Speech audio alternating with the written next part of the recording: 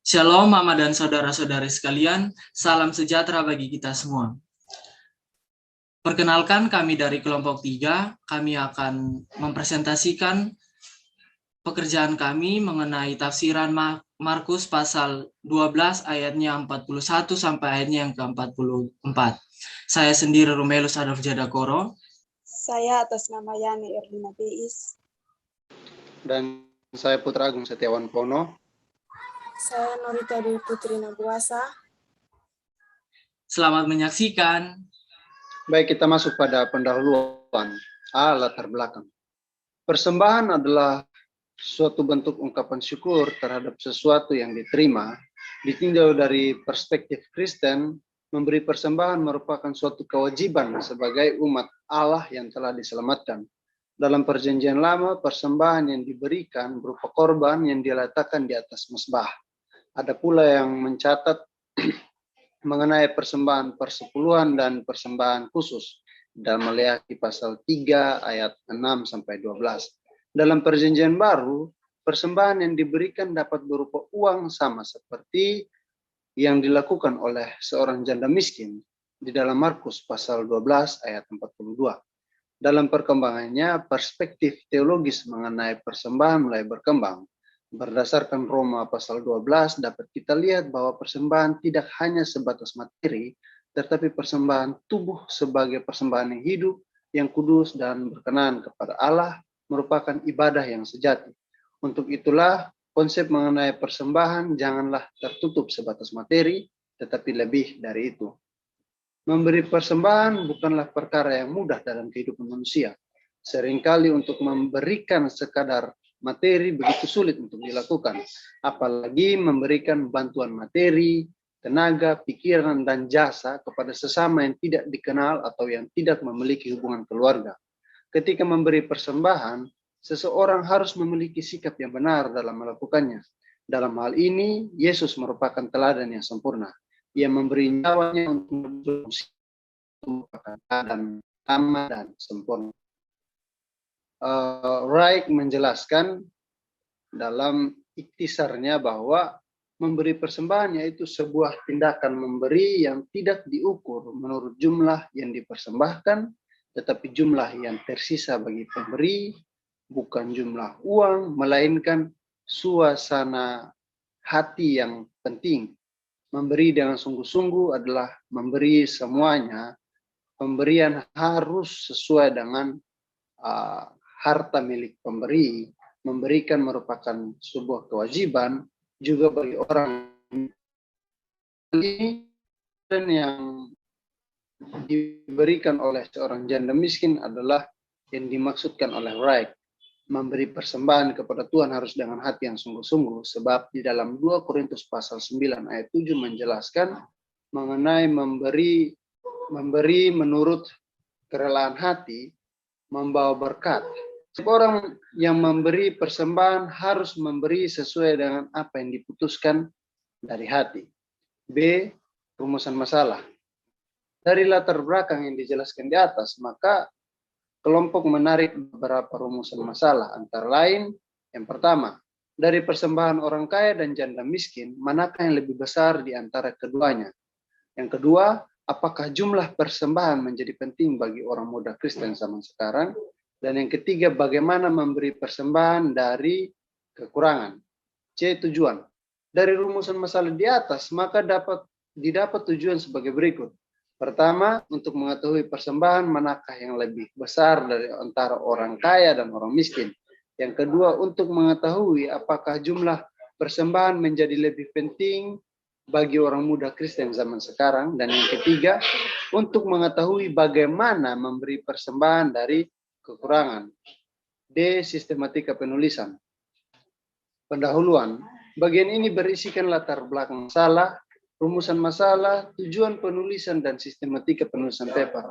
Bab 1, bagian ini berisikan konteks historis dari kitab Injil Markus pasal 12 ayat 41 sampai 44. Masuk di bab 2 nih. Bab 2, bagian ini berisikan upaya untuk menemukan kerikma dan refleksi yang terkandung dalam kitab Injil Markus pasal 12 ayat 41 sampai 44 dengan cara melakukan eksegese melalui metode historis kritis terhadap teks tersebut. Bab 3, bagian ini berisikan penutup, yakni simpulan dan usul serta saran yang didapat dari penarikan penjelasan pada bab-bab sebelumnya. Kita masuk pada bab 1. Penulis. Injil ini sampai kepada kita secara anonim atau tidak diketahui siapa penulisnya, atau disampaikan tanpa ada nama pengarangnya. Untuk itulah perlu diingat bahwa semua Injil dalam kitab Perjanjian Baru tidak menyebutkan siapakah penulis kitab tersebut. Pemberian nama Markus secara tradisional merupakan pendapat jemaat dan bukan suatu klaim dari para penulisnya sendiri. Bukti pada awal mengenai Markus sebagai penulis dapat ditemukan dalam naskah yang ditulis Papias sekitar tahun 140 Masehi, menyatakan bahwa Markus adalah penerjemah Petrus dan mengatakan bahwa ia menulis secara teliti tetapi tidak secara berurut, sebanyak mungkin dari apa yang dapat diingatnya tentang hal-hal yang dikatakan dan dilakukan oleh Kristus. Penulis kitab Injil Markus pada umumnya dikaitkan oleh jemaat mula-mula dengan nama Yohanes Markus. Menurut Kisah Para Rasul, sekelompok orang Kristen secara teratur bertemu di rumah ibunya di Yerusalem. Yohanes Markus disebut sebagai teman Paulus dan Barnabas pada awal pekerjaan misioner mereka. Dapat kita lihat di dalam Kisah Rasul pasal 12 ayat 25, pasal 15 ayat 37 sampai 41 dan Kolose pasal 4 ayat 10. Kita masuk pada waktu penulisan. Dilihat dari buku sumber, waktu penulisan kitab Markus tidak mudah untuk ditetapkan dalam suatu tanggal yang tunggal dan pasti. Namun pada umumnya kitab ini dianggap ditulis beberapa tahun sebelum kehancuran Yerusalem yang terjadi pada tahun 70 Masehi. John Drain menyebutkan bahwa kalau tidak sebelum, maka sesudah peristiwa tersebut. Beberapa ahli menganggap bahwa penulisan terjadi sampai di masa Perang Yahudi sekitar tahun 66 sampai 70 Masehi. Para ahli mengusulkan waktu penulisan antara tahun 60 sampai 70 Masehi. Dengan demikian, Injil Markus kemungkinan besar ditulis antara waktu 67 sampai 69 Masehi. Tempat penulisan. Beberapa ahli mengatakan bahwa Injil Markus diduga kuat ditulis di Roma. Alasan yang mendasari para ahli mengatakan hal tersebut karena dalam Injil Markus memakai mata uang peser. Dapat kita lihat di dalam Markus pasal 12 ayat 42. Tetapi tidak memungkinkan juga karena mata uang tersebut juga dipakai dalam wilayah jajahan Romawi. Ada juga Irenaeus dan Clemens dari Alexandria setuju kitab tersebut ditulis di Roma, tetapi ada juga pendapat dari William Marksen yang mengatakan bahwa Injil Markus ditulis di Roma untuk para pembaca di luar Roma, yaitu jemaat di Galilea. Tetapi ada sejumlah istilah teknis bahasa Latin dalam Injil Markus.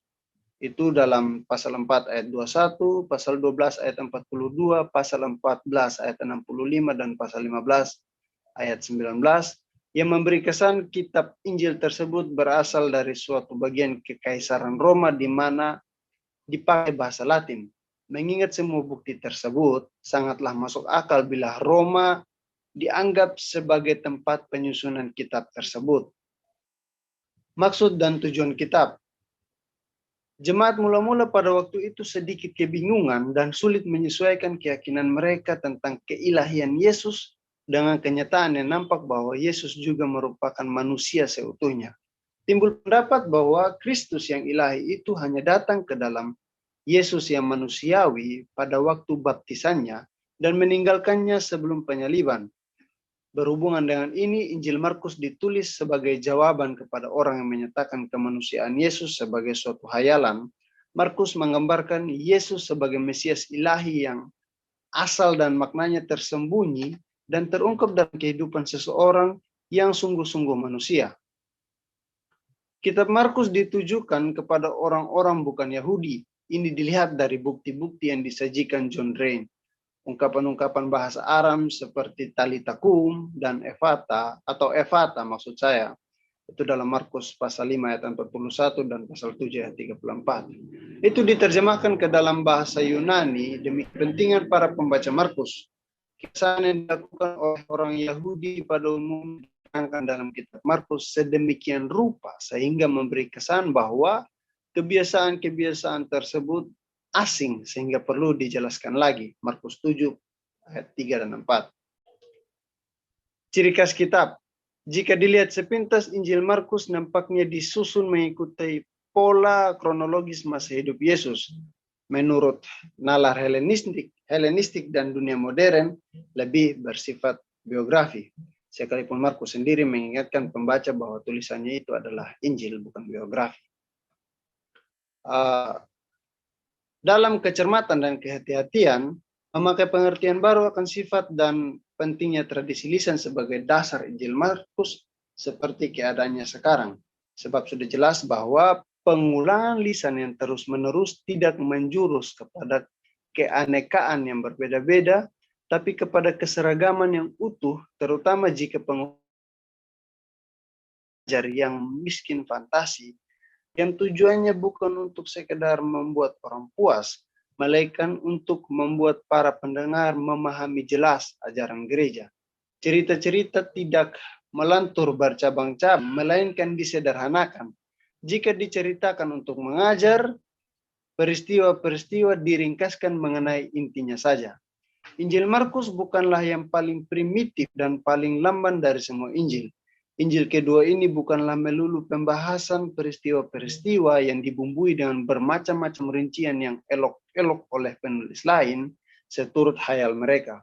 Sebaliknya, Injil Markus adalah Injil yang paling maju dari semua Injil sejauh bertalian dengan kegamblangan penyajian langsung tentang pokok-pokok pembahasan dengan sejumlah bentuk ajaran yang terus mantap berjaya menghadapi ujian dan cobaan zaman.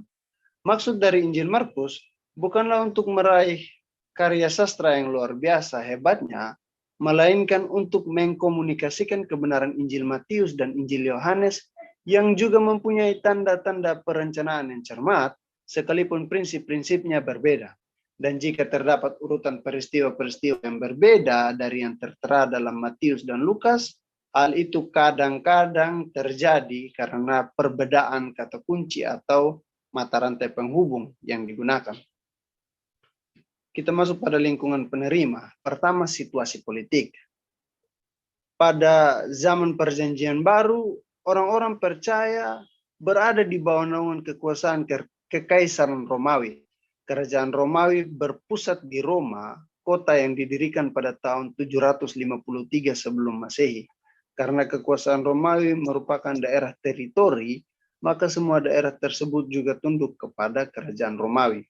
Kemudian daerah-daerah ini dipilih menjadi provinsi-provinsi yang merupakan bagian dari suatu sistem kekaisaran. Wilayah kekuasaan yang begitu luas dari Romawi membuat kaisar mesti mengangkat pejabat-pejabat daerah. Pejabat-pejabat daerah itu seperti wali negeri, gubernur, dan raja-raja penguasa daerah setempat. Mereka semuanya itu menaklukkan diri di bawah pemerintahan Romawi. Para pejabat tersebut akan memimpin dalam wilayah-wilayah yang telah diorganisir dalam bentuk kota-kota maupun dalam bentuk provinsi. Ini juga membuat pemerintahan Romawi memberikan kekuasaan penuh atau kebebasan pada setiap daerah untuk berdiri sendiri. Ini berakibat pada perkembangan agama di daerah masing-masing yang memberikan kebebasan tersebut. Di dalam bentuk pemerintahan Romawi, kaisar yang berkedudukan di Roma adalah pemimpin yang tertinggi. Kaisar-kaisar yang muncul dalam dan sekitar Perjanjian Baru adalah Kaisar Agustus dalam periode 31 sampai 14 sebelum Masehi, Tiberius 14 sampai 37 Masehi, Caligula dia pada 31 sampai 41 Masehi, Claudius 41 sampai 54 Masehi, Nero 54 sampai 68 Masehi, Vespasianus 67 sampai 79 Masehi, dan Domitianus 80 sampai 96 Masehi. Berdasarkan waktu penulisan kitab Injil Markus ditulis ketika masa pemerintahan Kaisar Nero, yaitu tahun 54 sampai 68 Masehi. Pada tahun 64 Masehi, Nero membakar kota Roma untuk memuluskan niat membangun gedung emasnya.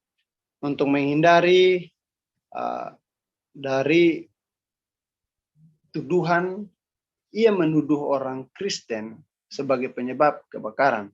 Banyak penyiksaan-penyiksaan yang dialami oleh orang Kristen termasuk Petrus dan Paulus, sehingga mereka menjadi orang-orang yang mati syahid pada waktu itu.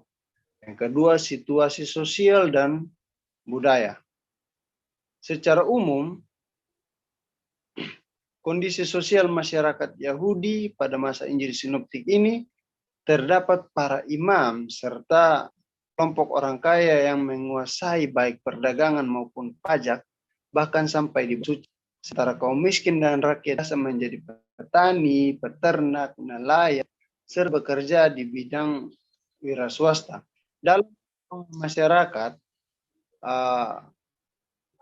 maksud saya dalam penggolongan sosial, masyarakat terdiri atas kaum ningrat, kaum menengah, selanjutnya rakyat jelata, para budak, dan penjahat.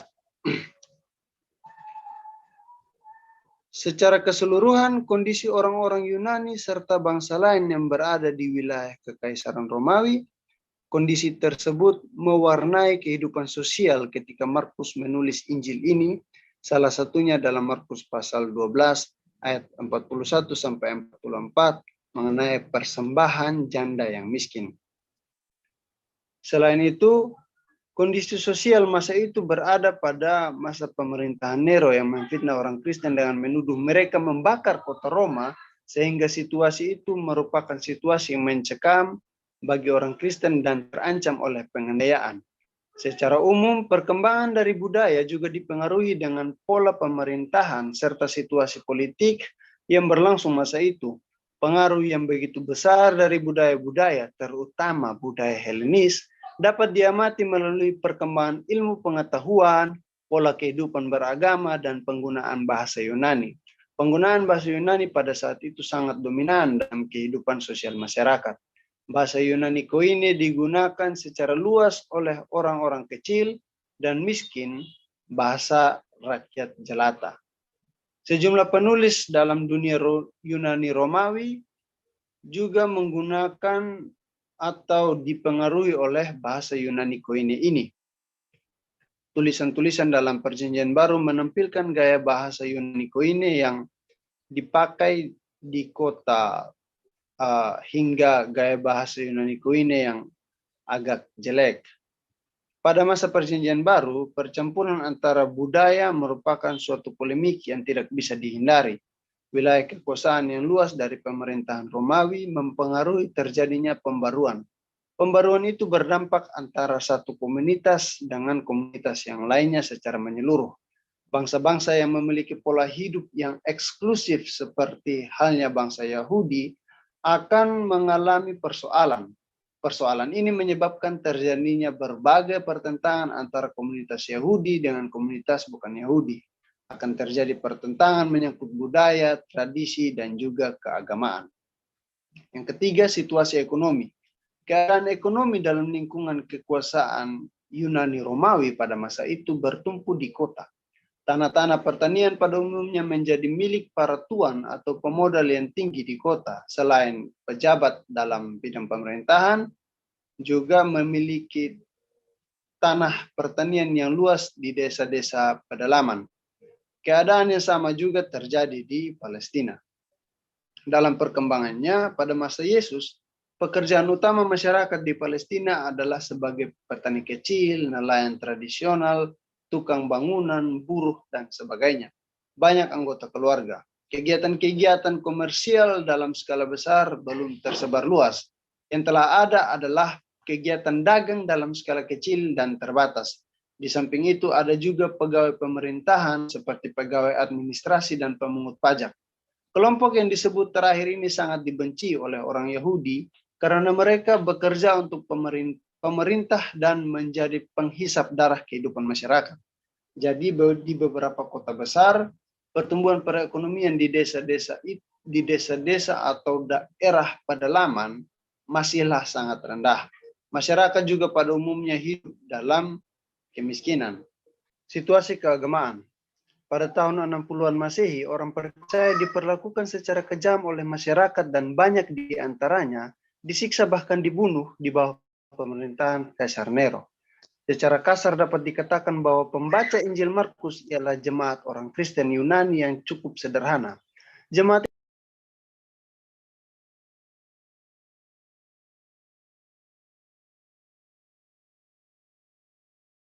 itu tidak luput kesulitan dan tekanan.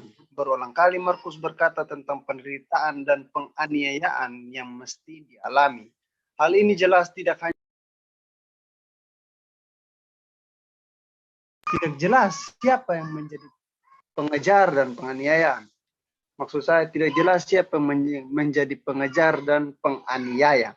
Markus 13 ayat 9 sampai 13 tidak hanya berkata tentang lembaga-lembaga Yahudi dan juga pejabat-pejabat negeri dan mengenai kebencian terhadap mereka dari berbagai pihak. Bahkan pada Markus 13 ayat 12 secara tegas mengatakan tentang peran serta kaum kerabat yang akan menyerahkan para pengikut Kristus untuk dibunuh. Jadi untuk ada suasana anti-Kristen dalam masyarakat Yunani Romawi yang kerap dianggap dan diperlakukan sebagai kelompok Yahudi. Mereka juga bahkan turut menjadi sasaran perasaan dan tindakan anti-Yahudi. Bisa jadi bahwa orang-orang Yahudi yang dimaksud sini yang berpengaruh di kalangan atas turut menghasut para pejabat-pejabat negeri untuk menindas orang Kristen. Dalam keadaan yang terjepit seperti itu, mereka menantikan kedatangan Yesus sebagai hakim yang adil dan sebagai penyelamat. Tetapi Markus berusaha untuk memadamkan harapan itu. Ia menjelaskan bahwa penderitaan itu bertujuan untuk mempersiapkan kedatangan Tuhan. Tetapi penderitaan itu jangan diartikan sebagai pertanda saatnya sudah tiba. Yang diminta adalah supaya jemaat tetap sedia. Maksud saya yang diminta adalah supaya jemaat tetap sedia. Tekanan Injil Markus pada penderitaan memberi kesan bahwa jemaat ini sudah sedang atau akan mengalami penganiayaan. Paling kurang ada suasana anti-Kristen dalam lingkungan tersebut. Yohanes Markus digerakkan oleh Roh Kudus untuk menuliskan Injil Markus ini sebagai suatu antisipasi yang bersifat nubuat dan nubuat atau tanggapan penggembalaan terhadap masa penganiayaan ini. Tujuannya ialah memperkuat dasar-dasar iman dalam orang percaya di Roma dan jikalau diperlakukan mendorong mereka untuk dengan setia menderita demi Injil dengan menghadapkan kepada mereka kehidupan, penderitaan, kematian, serta kebangkitan Yesus, Tuhan mereka. Baik, kita masuk pada bab yang kedua, yaitu kajian eksegetis dari Markus pasal 12 ayat 41 sampai ayatnya yang ke-44. Pada bagian ini terdapat tempat nas dalam konteks yang dibagi atas dua, yaitu konteks umum dan konteks khusus. Yang pertama, konteks umum. Berhubungan dengan hal bahwa Markus adalah Injil pertama, maka penyelidikan ke dalam sumber-sumber di belakangnya tidak berhasil seperti halnya Matius dan Lukas.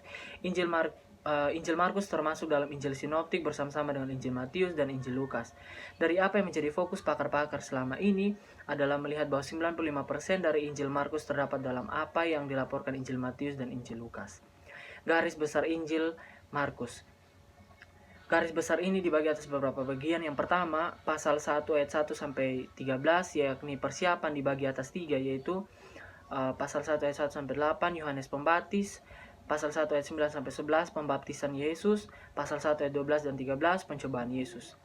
Bagian yang kedua, pasal 1 ayat 14 sampai pasal 9 ayat 50, yakni pelayanan di Galilea, dibagi atas beberapa bagian, yaitu pasal 1 ayat 14 sampai 20, panggilan murid-murid yang pertama.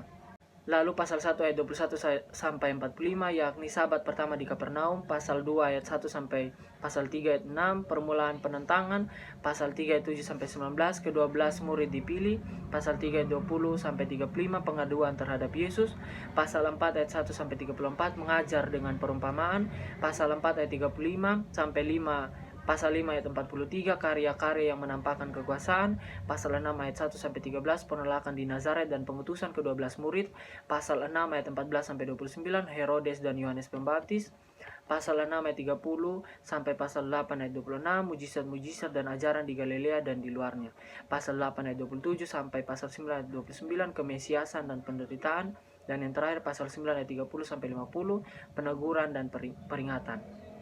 Lalu bagian selanjutnya pasal 10 ayat 1 sampai 51 yakni perjalanan ke Yerusalem dibagi atas beberapa bagian, yakni pasal 10 ayat 1 sampai 12 tentang perkawinan dan perceraian, pasal 10 ayat 13 sampai 16 tentang anak-anak, pasal 10 ayat 17 sampai 31 tentang orang kaya, pasal 10 ayat 32 sampai 34 tentang pemberitaan, ketiga tentang penderitaan, pasal 10 ayat 35 sampai 45 permohonan Yakobus dan Yohanes, pasal 10 ayat 46 sampai 52 Bartimeus yang buta disembuhkan hingga melihat. Lalu bagian selanjutnya pasal 11 ayat 1 sampai pasal 15 ayat 47 yakni Minggu Sengsara dibagi atas 4 bagian, yaitu pasal 11 ayat 1 sampai 6 masuk Yerusalem dan kejadian-kejadian pembukaan. Lalu pasal 11 ayat 27 sampai pasal 12 ayat 44 yakni mengajar di Yerusalem. Pasal 13 ayat 1 sampai 37 khotbah tentang akhir zaman. Pasal 14 ayat 1 sampai pasal 15 ayat 47 tentang cerita tentang penderitaan. Dan yang terakhir pasal 16 ayat 1 sampai 20 yakni puncak dibagi atas 2, yaitu pasal 16 ayat 1 sampai 8 tentang kebangkitan, dan yang terakhir pasal 16 ayat 9 sampai 20 tentang kata susulan. Nah, dari penjelasan di atas maka Markus pasal 12 ayat 41 sampai 44 termasuk dalam mengajar di Yerusalem. Pada bagian ini Markus menyajikan pengajaran Yesus tentang memberi persembahan dengan segenap hati dan dari kepunyaan. Kita masuk pada bagian yang kedua, yaitu konteks khusus.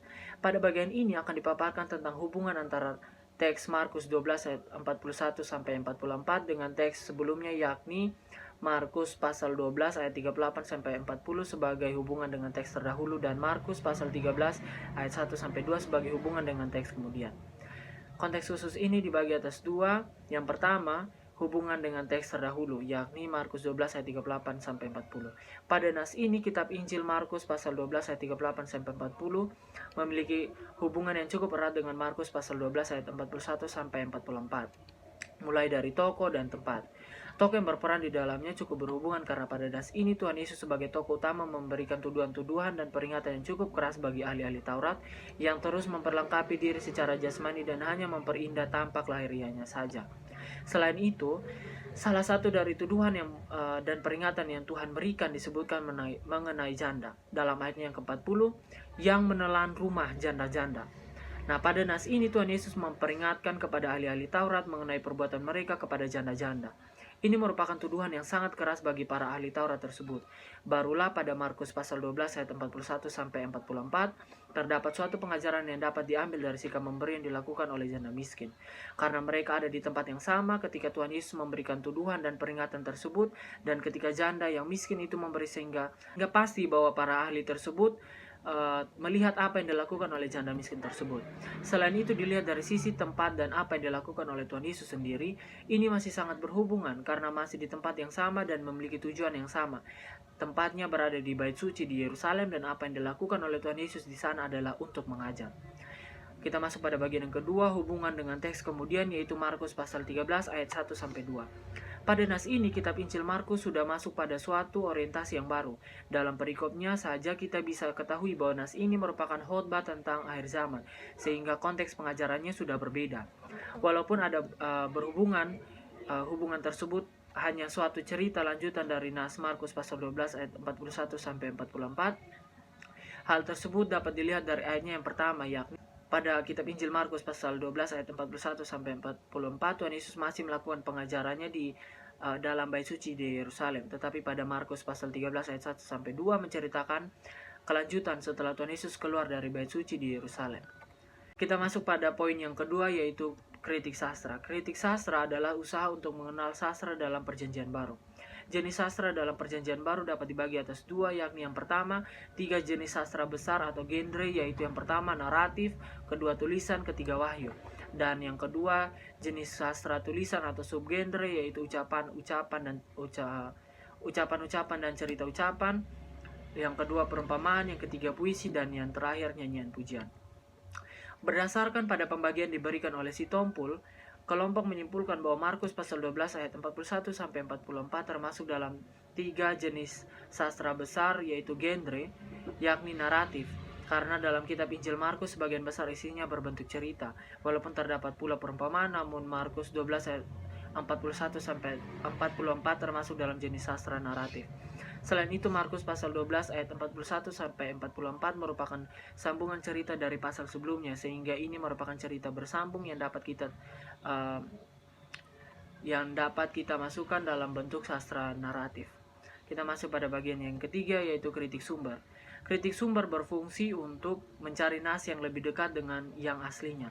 Injil-Injil, khususnya Injil Sinoptik, menyajikan berita yang banyak kita temukan kesejajarannya satu sama lain, walaupun di dalamnya terdapat kekhususan yang membedakan. Terdapat macam-macam teori mengenai sumber Injil Sinoptik, tetapi kelompok lebih memfokuskan pada teori sumber dua Injil. Dua sumber yang dimaksud adalah sumber Quelle atau Ki dan sumber Markus atau M. Pertama, sumber Quelle atau Ki yang berasal dari bahasa Jerman. Ketika cerita yang ada dalam kitab Injil hanya ada dalam Injil Matius dan Injil Lukas, maka Injil tersebut bersumber dari sumber Ki. Kedua, sumber Markus atau M. Sumber ini dipercaya sebagai sumber tertua dari kedua Injil sinoptik lainnya, sehingga ketika cerita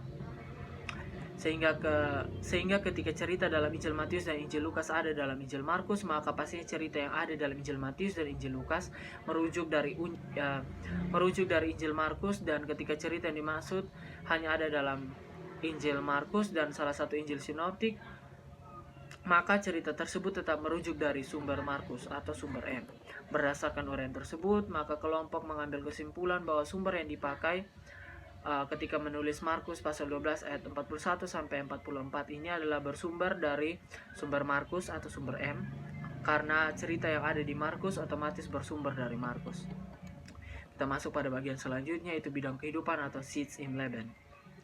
Injil Markus ditulis dengan maksud untuk mengingat suatu situasi khusus yang menggambarkan Yesus sebagai Mesias ilahi yang asal dan maknanya tersembunyi dan terungkap dalam kehidupan seseorang yang sungguh-sungguh manusia.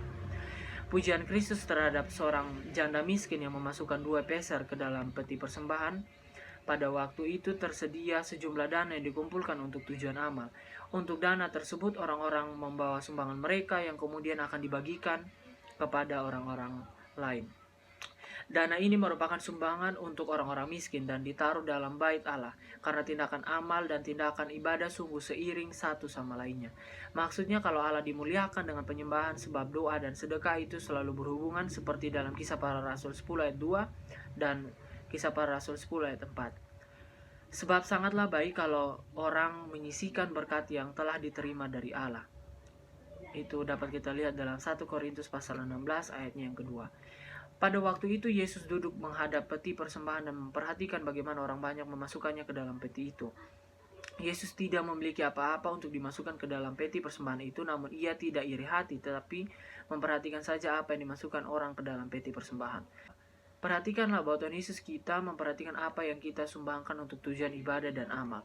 Entah kita memberikannya dengan royal atau pelit, entah dengan sukacita atau dengan berat hati dan tidak tulus. Jadi ia melihat hati kita, ia memperhatikan alasan apa yang ada di balik tindakan kita, apa yang menjadi pemikiran kita dalam memberi sedekah, dan apakah kita melakukannya untuk Tuhan atau hanya untuk dilihat oleh manusia. Baik, kita masuk pada bagian yang ketiga, yaitu terjemahan ayat per ayat dari Markus pasalnya yang ke-12 ayatnya yang ke-41 sampai ayat yang ke-44. Dari naskah LAI, pada suatu kali Yesus duduk menghadapi peti persembahan dan memperhatikan bagaimana orang banyak memasukkan uang ke dalam peti itu. Banyak orang kaya memberi jumlah yang besar. Lalu datanglah seorang janda yang miskin dan ia memasukkan 2 peser, yaitu 1 duit. Maka dipanggilnya murid-muridnya dan berkata kepada mereka, "Aku berkata kepadamu, sesungguhnya janda miskin ini memberi lebih banyak daripada semua orang yang memasukkan uang ke dalam peti persembahan. Sebab mereka semua memberi dari kelimpahannya, tetapi janda ini memberi dari kekurangannya, semua yang ada padanya, yaitu seluruh nafkahnya." Kita masuk pada bagian yang ke-6, tafsiran ayat per ayat. Yang pertama, tafsiran ayat 41.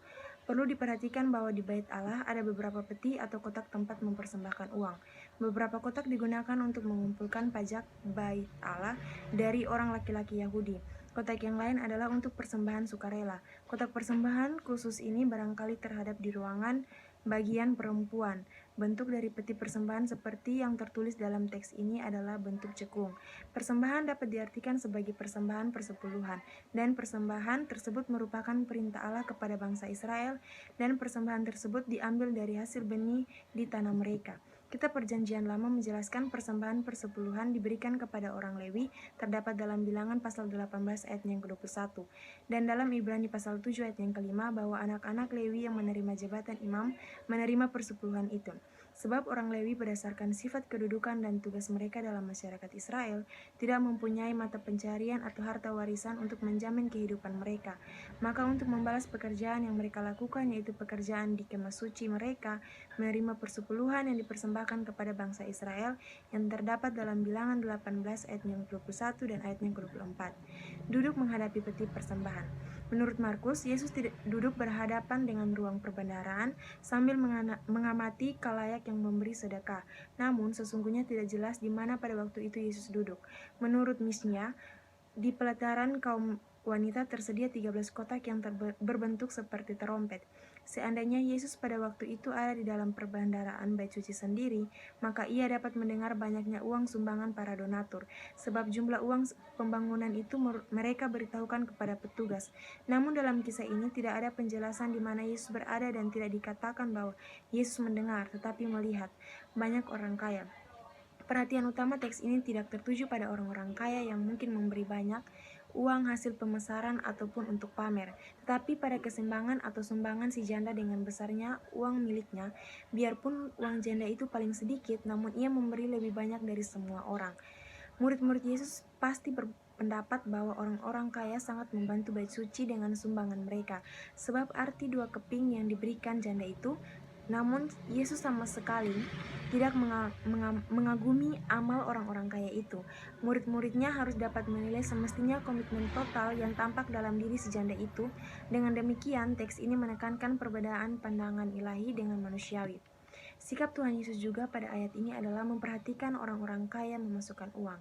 Yesus tidak hanya melihat orang-orang kaya ini memasukkan uang, tetapi juga memperhatikan memasukkan uang dalam jumlah kepingan yang banyak. Yang kedua, tafsiran ayat 42. Ayat 42 menjelaskan bahwa Yesus Kristus adalah Tuhan memuji janda itu. Sebab janda yang rendah hati dengan dharma baktinya yang sejati merupakan padanan ahli-ahli Taurat yang angkuh, yang hanya memperhatikan rupa lahiriah atau luhman. Dalam kontras ada sejumlah orang kaya dan satu janda miskin. Orang kaya itu memberi jumlah yang besar, sedangkan janda memberi 2 peser, yaitu 1 duit. Dalam bahasa Yunani, yaitu 2 lepta atau lepton. Lepton adalah mata uang yang paling kecil. Persembahan janda itu tidak melebihi beberapa rupiah. Uang receh itu terletak di lantai bait Allah di antara keping-keping uang besar dari kuningan dan emas. Janda itu memberikan semua yang ia miliki. Berbeda dengan cara sebagian besar orang mengelola keuangan mereka. Yang ketiga, tafsiran ayat 43. Di mata banyak menafsir, kisah mengenai persembahan seorang janda miskin diliputi suasana romantis. Si janda yang terlupakan tetapi yang dipuji-puji oleh Yesus. Ayat 43 berkaitan dengan ayat 44, di mana pada ayat ini menjelaskan bahwa persembahan janda miskin lebih banyak dibandingkan dengan persembahan orang kaya. Janda miskin tersebut telah memberikan seluruh nafkahnya yang ada pada saat itu. Sedangkan persembahan yang diberikan oleh orang-orang kaya itu sesungguhnya bukan persembahan, sebab cukup banyak uang yang tersisa pada mereka. Sedangkan bagi janda miskin ini, persembahan itu sebuah pengorbanan sebab ia telah memberikan seluruh nafkahnya dari kemiskinannya itu. Artinya segala yang dimilikinya dipersembahkan kepada Tuhan. Janda tersebut memberi lebih banyak bukan atas perhitungan atau nilai, tetapi atas dorongan yang timbul dalam hatinya.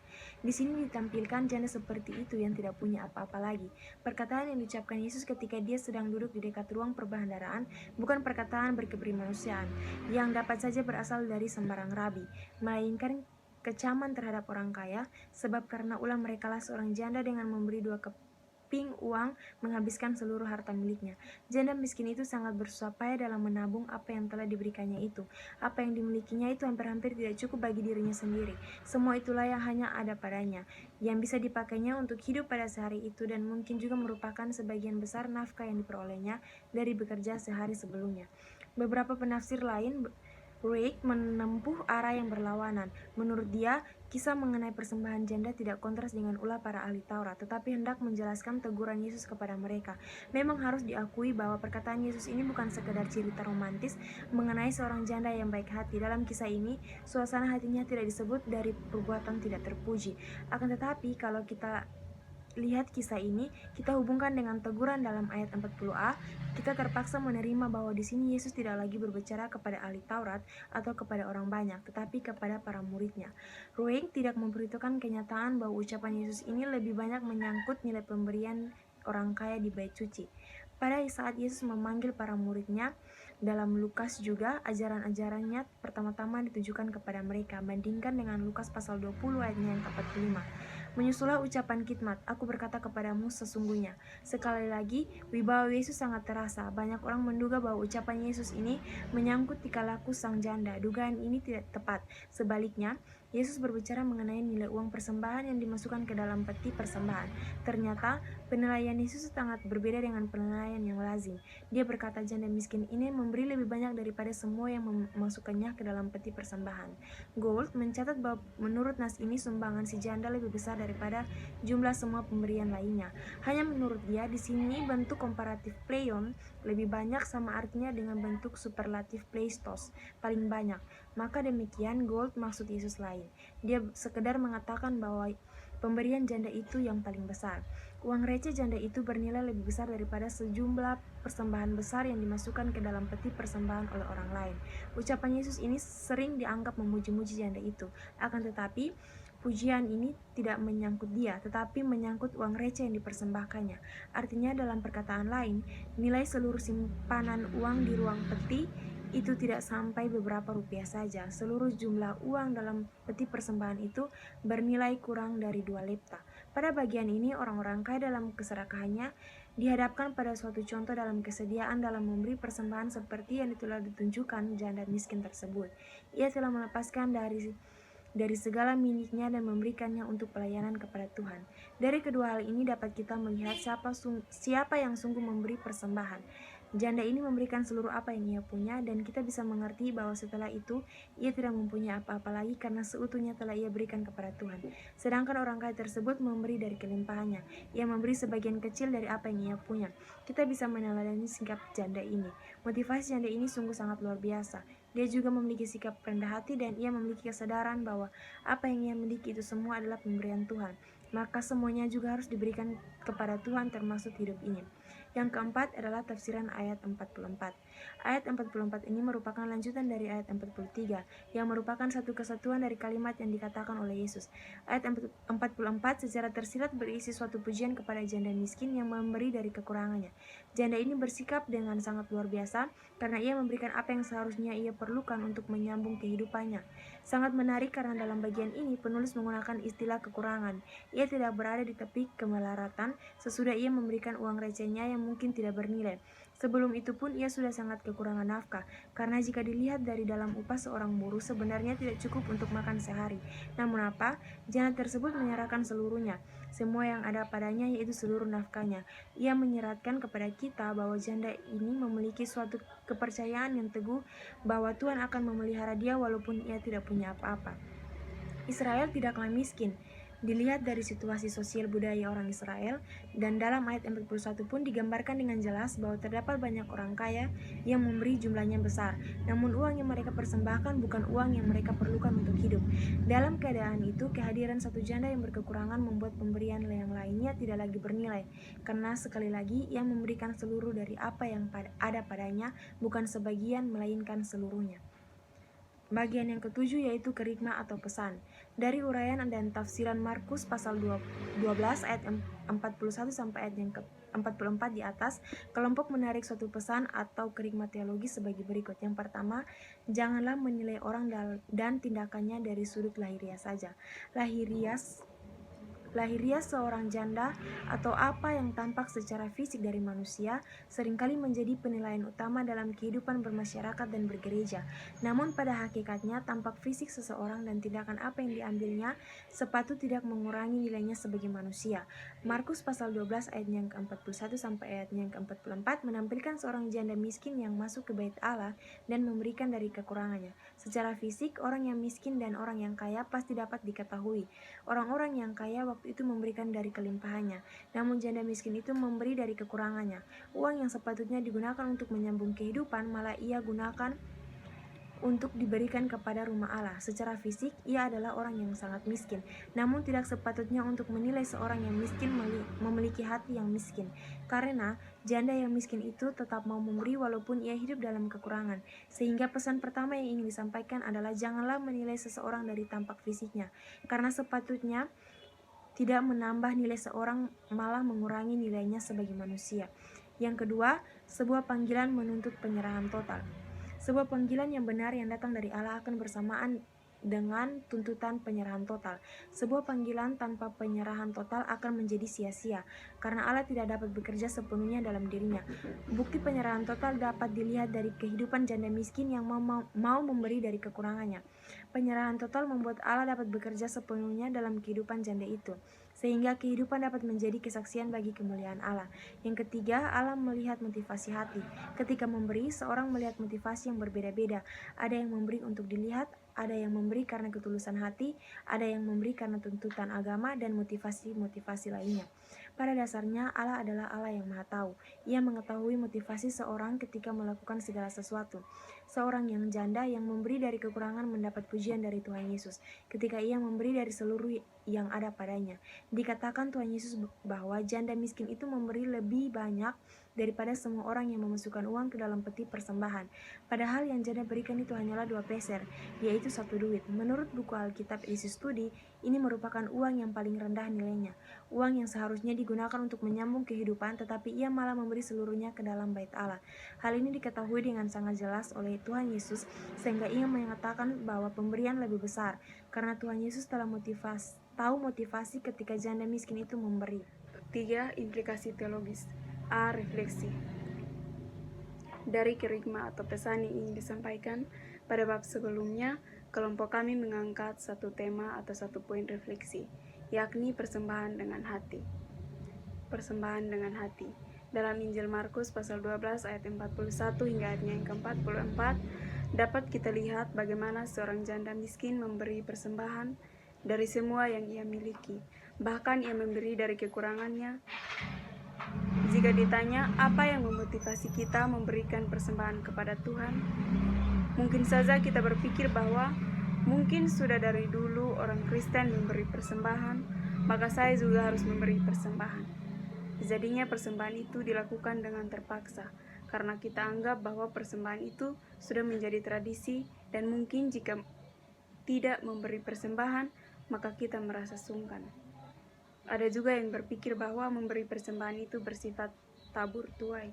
Artinya, jika kita memberi persembahan bagi Tuhan, maka Tuhan juga akan memberkati kita, bahkan Tuhan juga akan menjauhkan hal-hal yang buruk dari kehidupan kita. Dengan demikian, persembahan menjadi sogokan buat Tuhan agar tidak memberikan hal buruk pada kita, dan Tuhan selalu memberkati kita. Banyak hal-hal yang salah yang menjadi motivasi kita dalam memberikan persembahan.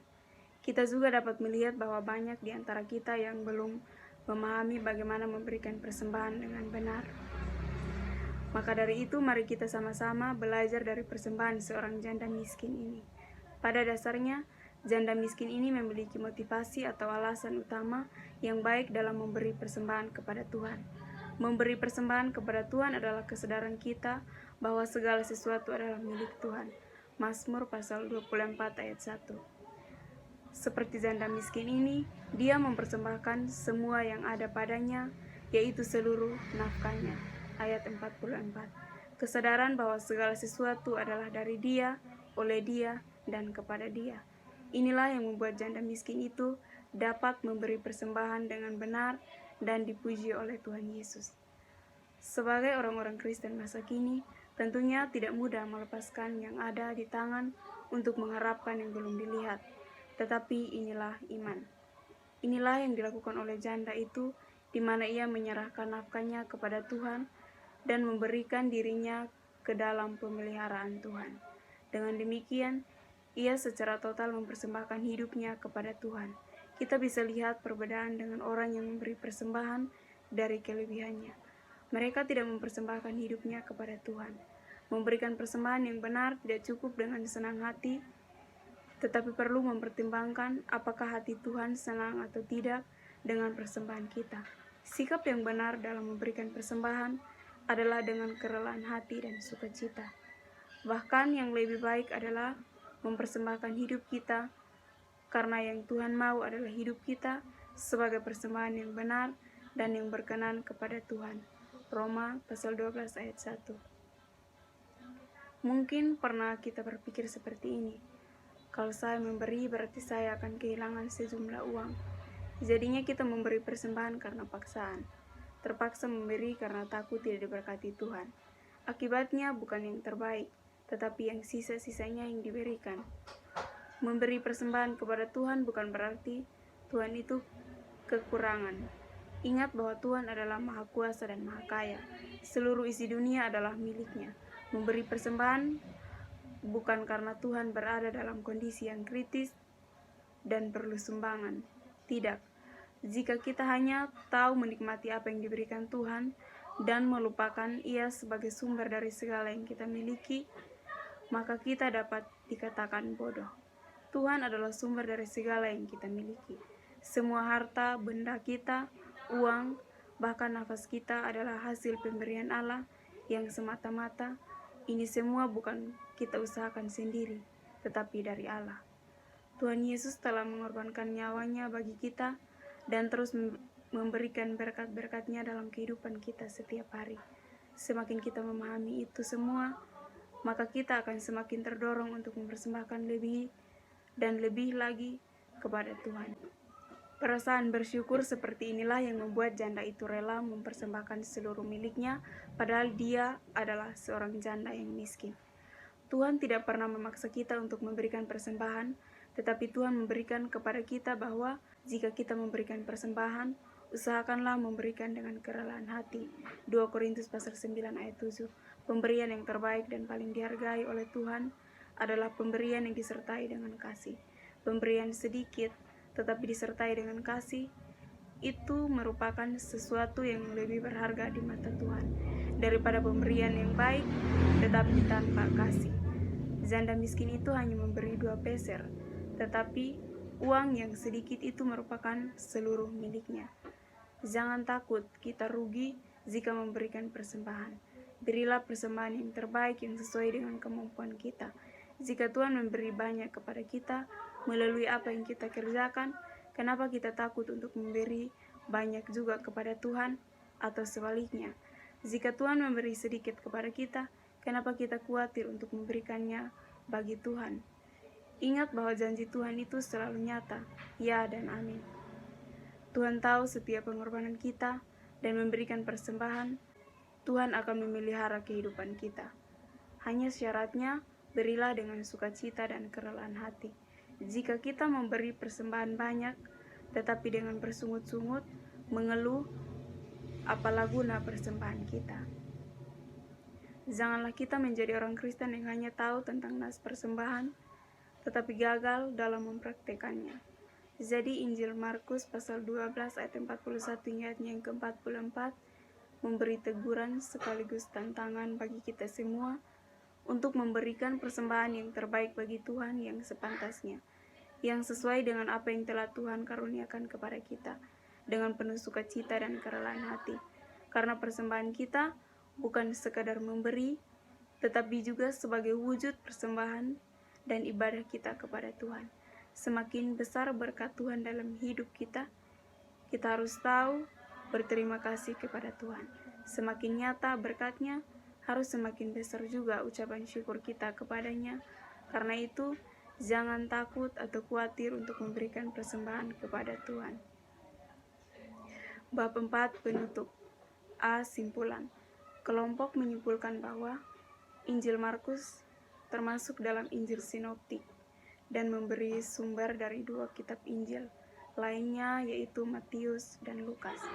Mengenai penulis kitab ini tidak diketahui secara pasti karena Injil ini sampai kepada kita secara anonim atau tidak diketahui siapa penulisnya, atau disampaikan tanpa ada nama pengarangnya. yang diduga kuat ditulis di Roma, kemungkinan besar ditulis antara tahun 67 hingga tahun 69 Masehi. Teks yang dipilih oleh kelompok adalah teks yang berbicara tentang persembahan, yaitu Markus pasal 12 ayat 41 hingga ayatnya yang ke-44, yang mana mengajarkan kita untuk memberi persembahan dengan hati. Ada yang berpikir bahwa memberi persembahan itu bersifat tak bertuai. Artinya, jika kita memberi persembahan bagi Tuhan, maka Tuhan juga akan memberkati kita, bahkan Tuhan juga akan menjauhkan hal-hal yang buruk dari kehidupan kita. Kita juga dapat melihat bahwa banyak di antara kita yang belum memahami bagaimana memberikan persembahan dengan benar. Pada dasarnya, janda miskin ini memiliki motivasi atau alasan utama yang baik dalam memberi persembahan kepada Tuhan. Sebagai orang-orang Kristen masa kini, tentunya tidak mudah melepaskan yang ada di tangan dan mengharapkan yang belum dilihat. Tetapi inilah iman. Kita tidak bisa melihat perbedaan dengan orang yang memberi persembahan dari kelebihannya. Memberi persembahan bukan karena Tuhan berada dalam kondisi yang kritis dan perlu sumbangan. Tuhan adalah sumber dari segala yang kita miliki. Semakin kita memahami itu semua, maka kita akan semakin terdorong untuk mempersembahkan lebih dan lebih lagi kepada Tuhan. Perasaan bersyukur seperti inilah yang membuat janda itu rela mempersembahkan seluruh miliknya, padahal dia adalah seorang janda yang miskin. Janda miskin itu hanya memberi 2 peser, tetapi uang yang sedikit itu merupakan seluruh miliknya. Berilah persembahan yang terbaik, yang sesuai dengan kemampuan kita. Janganlah kita menjadi orang Kristen yang hanya tahu tentang nas persembahan, tetapi gagal dalam mempraktekannya. B. Usul dan saran. 1. Keluarga. Keluarga adalah lingkungan terkecil yang paling dekat dengan seseorang. Oleh karena itu, peran keluarga dalam mengajarkan kepada anggota keluarga bagaimana kehidupan memberi itu sangat besar. Keluarga yang bertumbuh di dalam Tuhan akan mengerti arti memberi dan bagaimana memberi dengan sepenuh hati dan tulus ikhlas. Sehingga ketika ada dalam masyarakat yang luas, kita bisa menjadi berkat bagi orang lain dan teladan memberi sebagaimana yang Yesus inginkan. 2. Pendeta. Pendeta sebagai tokoh agama yang adalah teladan yang menjadi pelayan Tuhan. Dalam tugas pelayanannya, terkhususnya pada saat berkhotbah, ia harus mampu untuk memberi pemahaman kepada jemaat, untuk memahami dengan baik arti dari memberi persembahan, sehingga jemaat paham bahwa persembahan bukan berbicara tentang jumlah atau nilai, tetapi lebih dari itu memberi persembahan dilihat dari hati seseorang untuk memberi. Apakah ia memberi dengan berat hati? Apakah dia memberi persembahan dengan jumlah yang besar hanya untuk mendapatkan pujian dari orang lain? Ataukah ia memberi persembahan yang besar jumlahnya semata-mata karena itu adalah bentuk syukurnya kepada Tuhan? Oleh karena itu, pendeta harus mampu mengajarkan kepada jemaat arti sesungguhnya dari persembahan. Sekian dari hasil presentasi kami. Terima kasih telah menyaksikan dan sekiranya menjadi berkat bagi kita semua. Shalom dan Tuhan Yesus Tuhan Yesus memberkati.